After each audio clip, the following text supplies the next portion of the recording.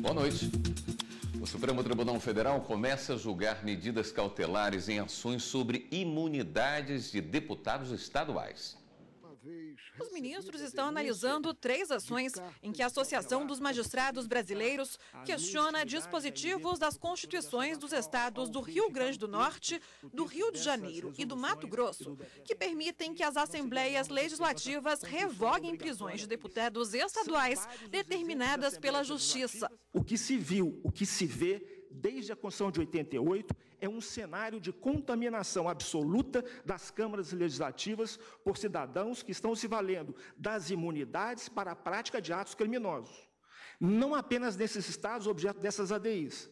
São vários os exemplos de assembleias legislativas que possuem a maior parte de seus membros sob investigação criminal ou já respondendo a ações penais. Nós estamos falando, nesse exato momento, sobre as imunidades. Num momento posterior, estaremos falando sobre o quê? Sistema remuneratório, sistema eleitoral, inviolabilidades.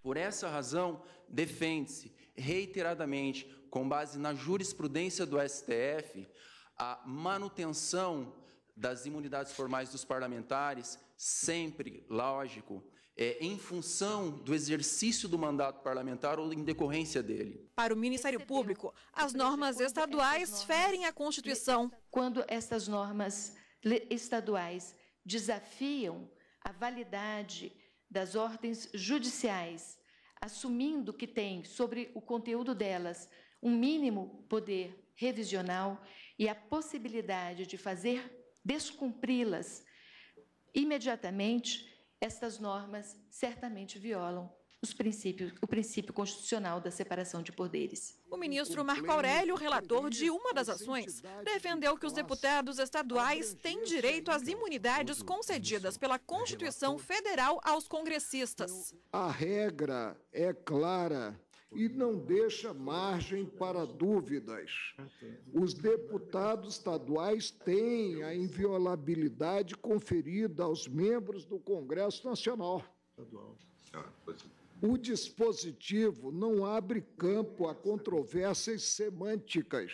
Já para o ministro Edson Fachin, relator de 2 ações, ao cancelar prisões de deputados estaduais, as assembleias usurparam competência atribuída pela Constituição ao Poder Judiciário. A Assembleia Legislativa do Estado, segundo compreendo, portanto, usurpou competência atribuída pela Constituição exclusivamente ao Poder Judiciário, violando o princípio da separação dos poderes. Não depreendo da regra imunizante do parágrafo 2º do artigo 53 da Constituição da República Federativa do Brasil a amplitude que lhes foi conferida pelas assembleias legislativas que acabo de mencionar.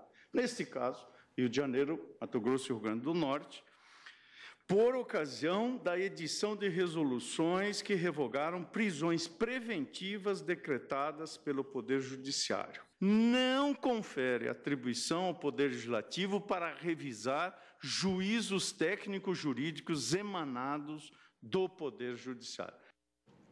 Amanhã, a sessão plenária do Supremo Tribunal Federal vai começar mais cedo, excepcionalmente 1h30 da tarde. Claro, com transmissão ao vivo aqui pela TV Justiça.